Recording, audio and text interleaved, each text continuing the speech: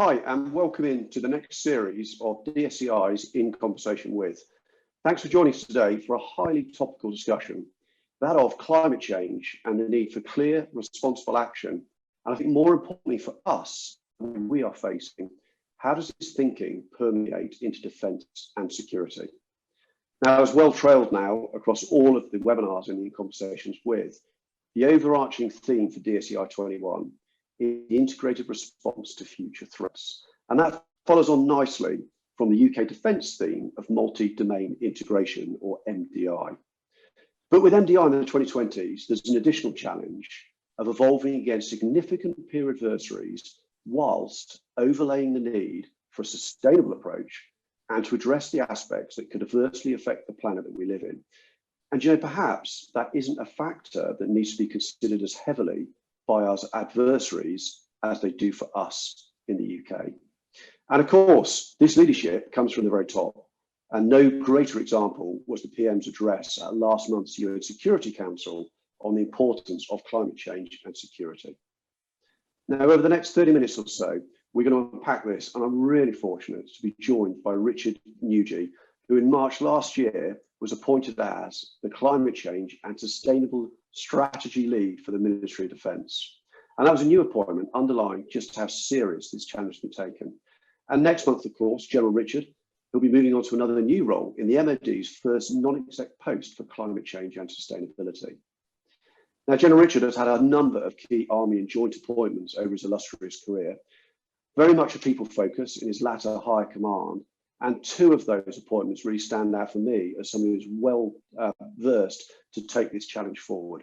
Firstly, as Assistant Chief of Defence Staff for Personnel and Training, and then most recently after that was the Chief of Defence Personnel.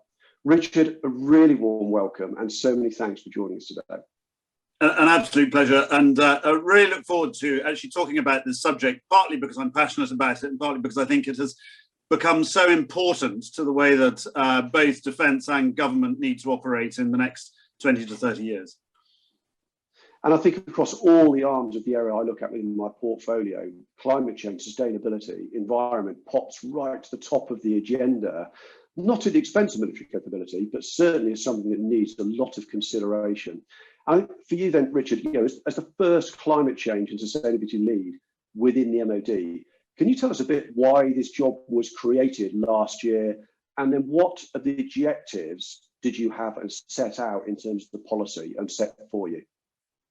So it was a little bit of fortune, I suppose, and opportunity that created this job. I don't think Defence originally was going to do so.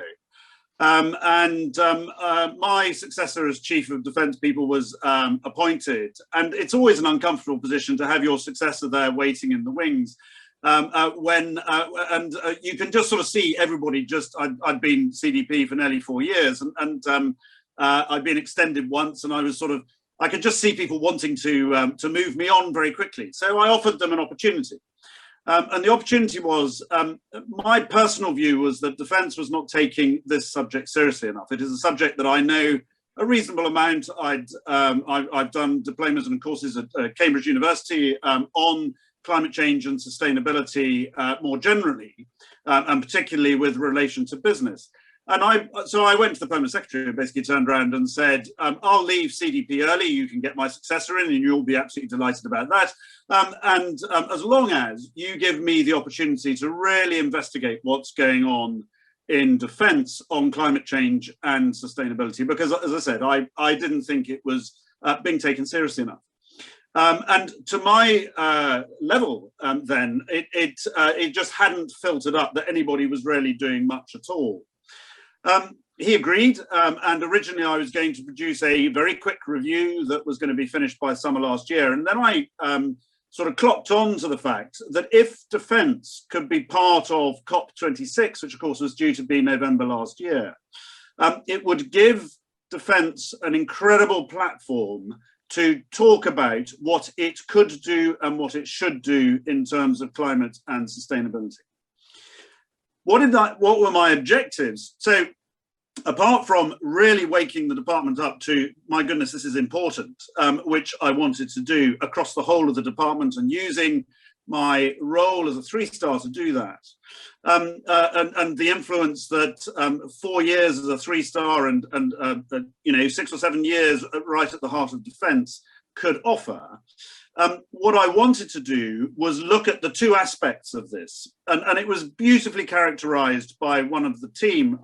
I had what's called an agile team, which means that it was nobody's full-time job apart from mine. I had no budget, I had no team. I just sort of got on with it and encouraged people to come and help me. I have to say there were a number of businesses who gainfully jumped in thinking they were going to be paid, and I had to say, look, I've got no budget and you're not getting paid, but thank you very much for your help anyway, which is a slightly novel approach to defence. It was characterised as, what is the impact of climate change on defence? And what is the impact of defence on climate change? And there you have beautifully encapsulated both the impact of climate change on defence, that is the adaptation, that is what impact is it going to have on our operations. And then the impact of defence on climate change is, what are our emissions and what are we doing about it? So I rapidly coalesced my review, which ended up being a strategy with a plan at the end of it, because it sort of morphed into something slightly bigger than just a review. Looking at those specific areas, and that, I suppose, was my objectives. But my overriding objective was to get the very top of defence, who, of course, I knew very well indeed, really interested in this subject, and to prove to them that they had to do something, and that standing still was going backwards. And that's what I tried to prove through my report, which will be published shortly. So, Richard, congratulations, first of all, for identifying this gap in the market, for want of a better phrase, because undoubtedly, my experience, 34 years in the Royal Air Force, with very little in terms of environmental considerations, from, as you really nicely put it, the impact of climate change on defence and the other way around, but a real need to do something. And again, you highlight, being a 3-star not only gives you access at the top of the military, but it gives you a powerful voice. And if you're going to go through a cultural change journey, it's got to have that personal leadership and devotion to bring everyone else with you. And so I congratulate you on that.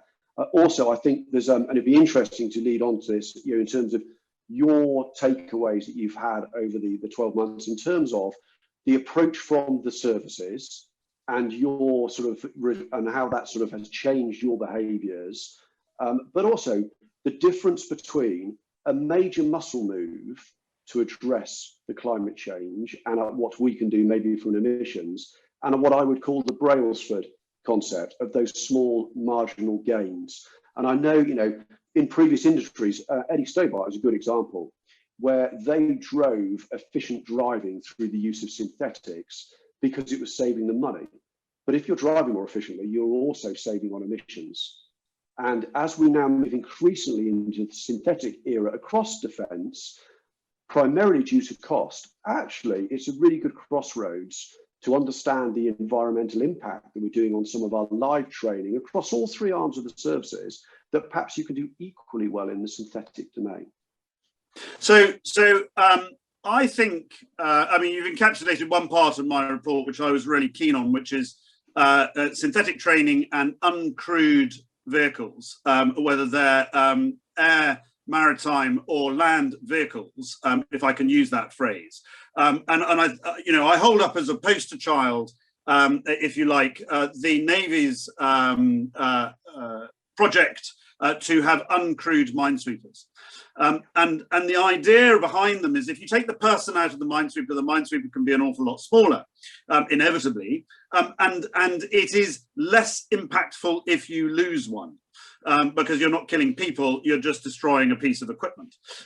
Now, if you have them smaller, you can have more for the same price. So actually, and this has become my absolute sort of leitmotif, but if you can have more of them, then you have greater operational advantage. because you can have more out at any one time. So let's imagine a sort of mothership that has 10 of these things. They're all quite small. 5 of them are out at any one time, covering a much greater area than one current minesweeper. 5 can be being recharged in the mothership. And so you can have 24-hour coverage, which is literally 24 hours because you've always got half being recharged and half not. Now, the Navy might not go down that particular route, but it brings 2 things to me which are really, really important to the way that I've approached this whole thing. The first is that if you take somebody out of a vehicle, or you take if you take the person out of the equipment, then it can reduce in size very dramatically. Take a tank, it can go from 70 tons down to about 25 tons, which is what the Army thinks at the moment. What that does is it offers opportunity for the green energy revolution that is happening around us.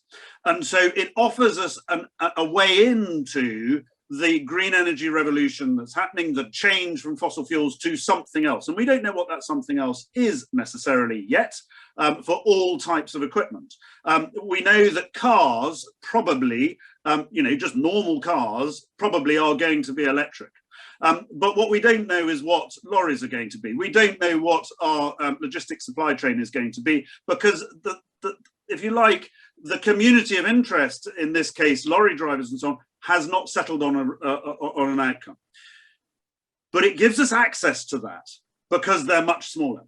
And the second piece is it's about operational capability. And I refuse to believe this is a zero-sum game, that the more green you are, the less operationally capable you are. I am absolutely convinced that actually you can gain operational advantage. And the other sort of example I would give is the hybrid jackal, which the Army has introduced. It was introduced for all sorts of reasons, none of which actually, or very little of them, were about emissions. What you've got is because you've got reduced emissions, it can't be seen because there's no heat signature when it's on battery. It can't be seen because there's no smoke coming out of the exhaust when it's on battery, and it can't be heard. What that gives us is operational advantage on the battlefield. But what it also does is reduce emissions. And therefore, by looking for opportunities for operational advantage, by looking for opportunities where we can use different energy types, actually, we're winning both arguments. We're in a win-win situation. We're becoming greener, we're reducing our emissions. That must be a good thing. And anyway, we've been told to do it. But also we're gaining advantage on the battlefield. And that's the key to the whole thing that I've been trying to do. The other thing that I've been trying to do really clearly is, when I first broached this subject a little bit more widely than the Permanent Secretary, who has been the most enormous, Stephen Lovegrove, the most enormous support to me, and is my boss to all intents and purposes. When I spoke to some of the other people, they said, oh yes, no, defence will get an exemption from this, won't it? Now, a year ago, I was sort of saying, no, I don't think that's quite right. Now I'm a bit more bullish and would say, why? Is defence going to get an exemption from the world? Of course it's not. Defence this is happening in our world, whether we like it or not. And if we just ignore it, it's going to do us harm. And actually, the reality is that the more that defence ignores this, the more that actually we will become less operationally effective, and really importantly, our freedom of manoeuvre will be reduced. And so across the world. And so if we believe we're a first-tier armed forces, which we do, and we think rightly so, that means that arguably we should be able to deploy anywhere in the world to protect our interests. Well, if we pay no attention to climate change, there'll be parts of the world which we just can't go to, because our equipment can't cope with the effect that climate change is having.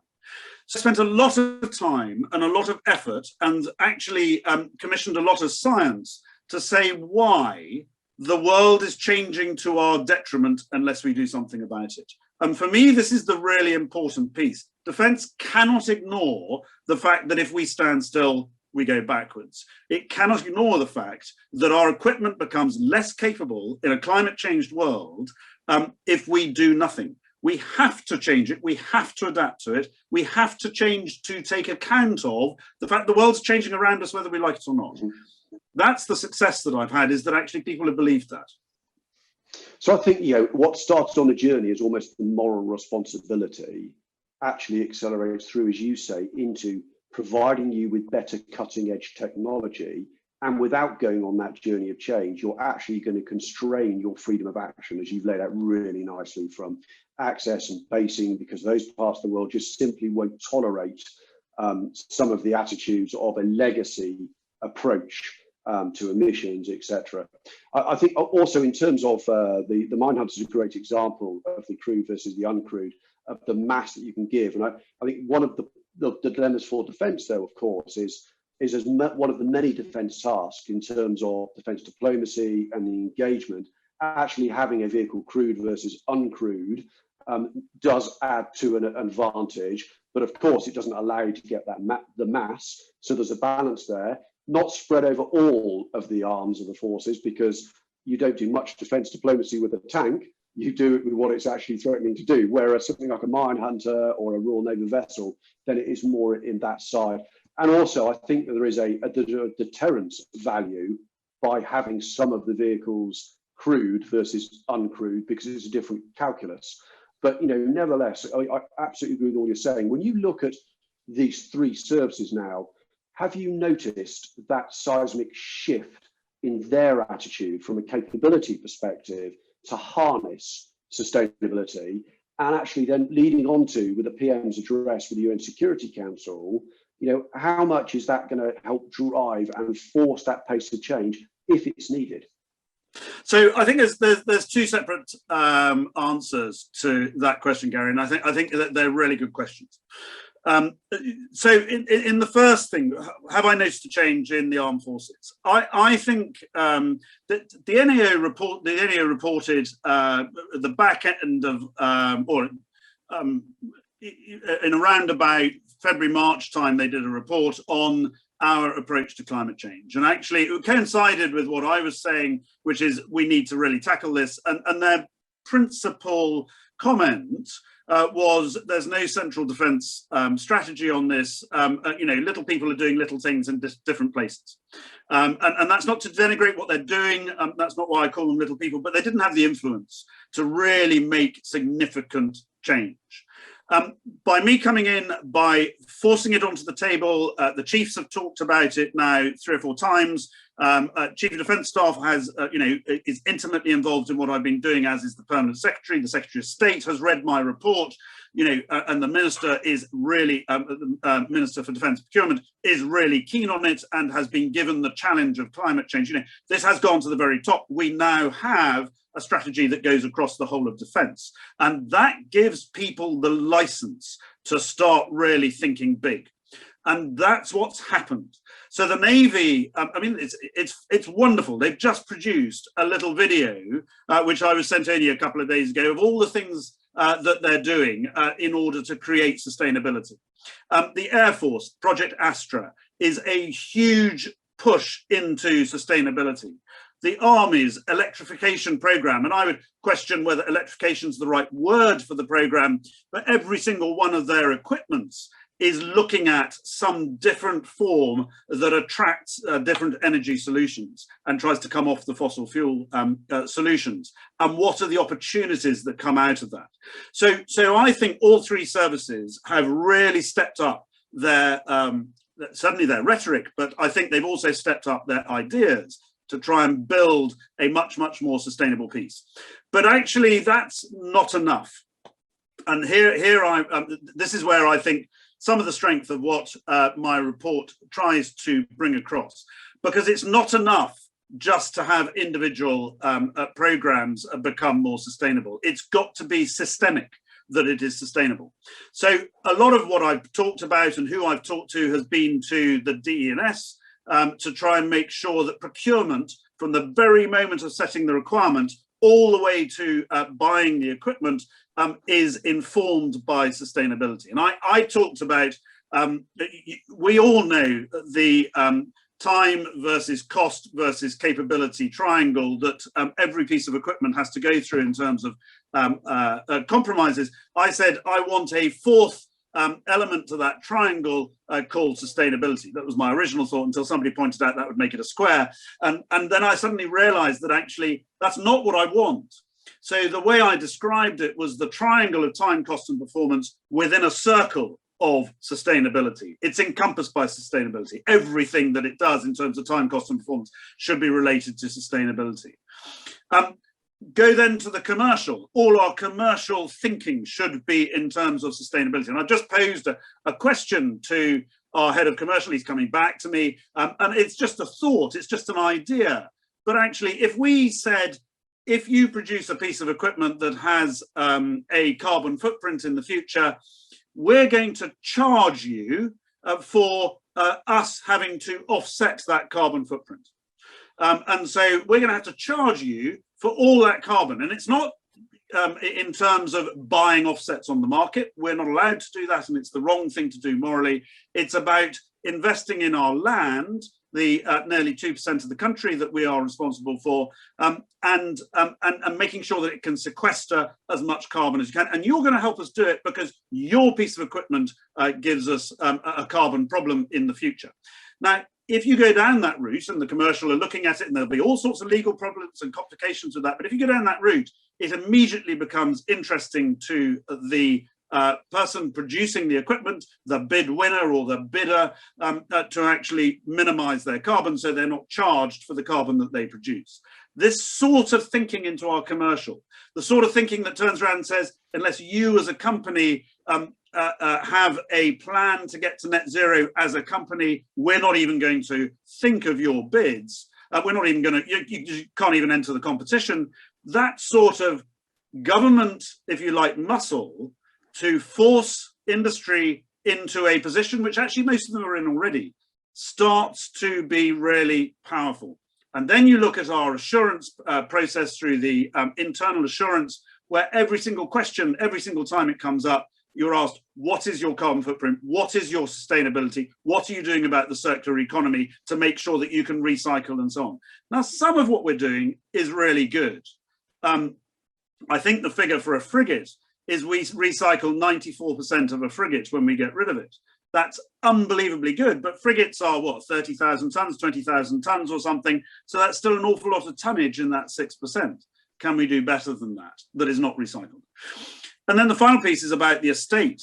Can we get it down to actually a sequester opportunity rather than something that is causing us emissions?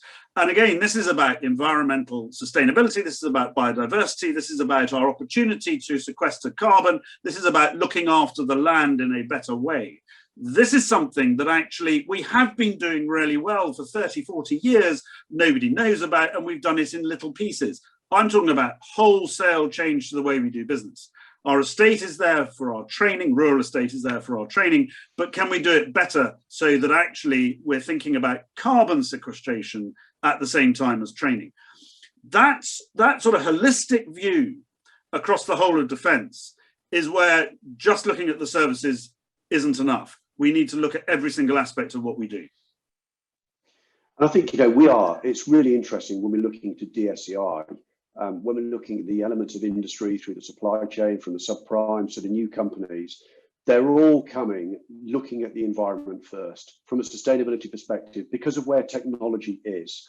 It's no longer the cost benefit curve. We've reached that crossover point where actually it's not inordinately expensive to pay that premium to peddle a sustainable product because it's out there, it's mainstream, and it's almost inexcusable not to look at it that way. And I think it's fascinating to see that crossover.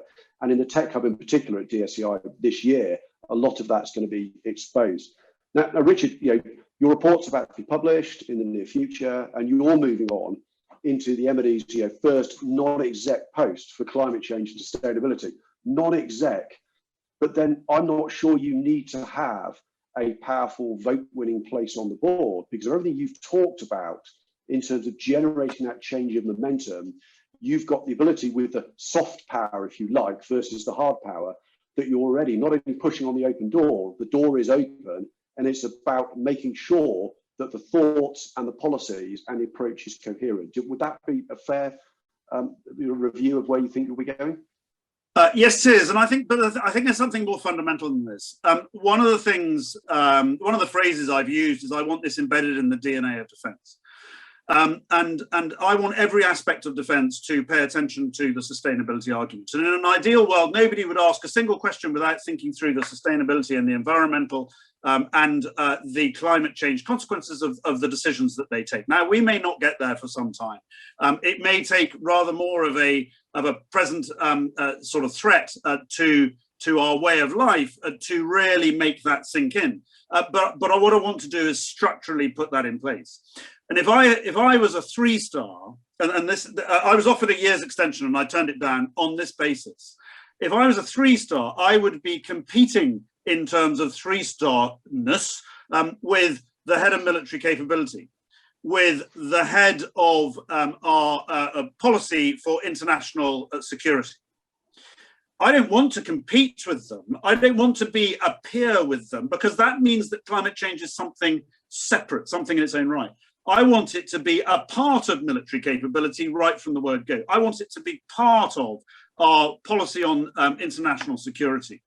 And therefore, by putting it, and I'm creating, with the agreement of defence, creating a directorate, a small central directorate, who sit under a joint leadership of military capability, DCDS military capability, Rich Knighton, and policy and security, sitting under Angus Lapsley as the DG there.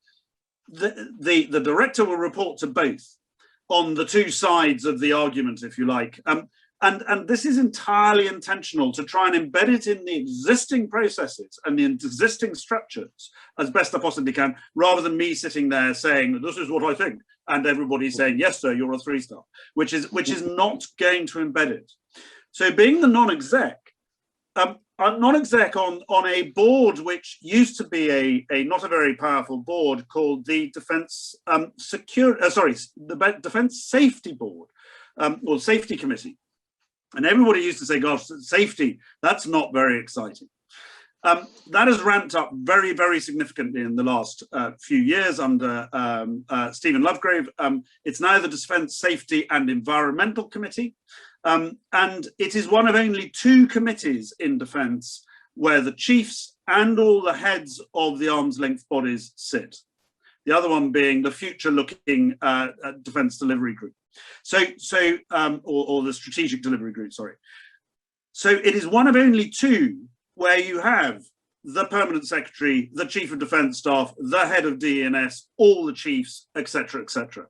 So it's an incredibly powerful body, deliberately set up by the Permanent Secretary to be a powerful body, to really take safety seriously and to take the environment seriously. And I'm very pleased that they have extended the number of meetings and extended the length of every meeting to give me and to give the environment element of that a genuine look in and a genuine thing to discuss every time that body meets. But there's another side to it. Defence has been extraordinarily generous. They've given me more days than is normal, as I understand it, for a non-executive director. Because one of the things that I have pushed really hard is the international security element of climate and security. It's what the Prime Minister spoke about. I'm delighted. And actually had a little bit to do with that. But importantly, but only a little bit, I would add, but importantly, it's a subject which is going further and further up the agenda. And we in defence need to understand that, and we need to build a coalition of international militaries and international organisations that will support us in really getting to grips with what do we do about climate and security, as opposed to just talk about it. Because I would argue, and this is a sort of vicious or virtuous cycle, more climate change equals more disruption equals more chance of conflict, more conflict equals less chance of getting to 1.5 degrees. Less chance of 1.5 degrees equals more climate change equals more conflict equals even less chance of getting back. So it's a vicious cycle if we have conflict. Conflict leads to to my mind, conflict leads to an outcome which means that we'll never hit the Paris goals. And those are really important. Similarly, therefore, a virtuous cycle is if we can try and restrain conflict by answering some of the issues through resilience of governments, through resilience of militaries, through resilience so that it doesn't lead to conflict, and use our good officers to do that, then we've got much more chance of getting to the Paris goals, which would mean that conflict is much less likely in the first place, which means, you know, it's a virtuous cycle. So I've been talking at some length to NATO, to other countries, to the US particularly, about this concept of if we get climate and security right, we are helping. If we get climate and security wrong, you might as well write off Paris and the Paris goals. It's that important. And that's what I'm saying to COP26 and saying, you know, you can't ignore this, even if some elements of this debate don't like the military. I get that, I understand that, but just because you don't like them doesn't mean to say they're not going to have an influence. That's fascinating. So very lastly, just noting the time if we can, Richard. So a lot of people who are watching today will be with the industry hat on. What's your message, loud and clear from everything you've said, standing on the stage now out to UK industry from a prime, but also from a subprime and some of the SME, smaller companies? So I think it's a really, really simple message.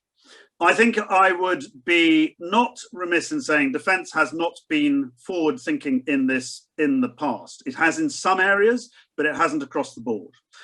Defence, I genuinely sense from Jeremy Quinn, the MIN-DP, Defence Procurement, Minister for Defence Procurement, and from the enthusiasm of DNS, to the enthusiasm of the commercial head in defence, to the enthusiasm of even the finance director and the military capability director, there is an enthusiasm to embrace what new technology will bring. And I would turn around and say, we're not going to be at the forefront of some of these technologies, and nor should we be. We shouldn't be spending R&D on working out how tankers across the world or how huge container ships across the world are going to travel. That's not our business. But the moment that a decision is made on the best form of sustainable fuel for very large ships, we're going to jump on it. And I've coined the phrase, it's not my phrase, but I coined the phrase of fast follower. We want to get on top of this. We see operational advantage from this, and therefore we are going to be coming to industry and wanting to work with them, not setting a requirement that in 15 years' time will deliver, but setting a requirement which says, we don't know the answer, you don't know the answer, but by the time we get to build the thing, we must have an answer for the best available. And that requires a different mindset from industry, and it requires a different mindset from us. And that's where we need to go. And I would just finish with just an observation. We are in the foothills, perhaps more than foothills, of the first energy revolution for 120 years.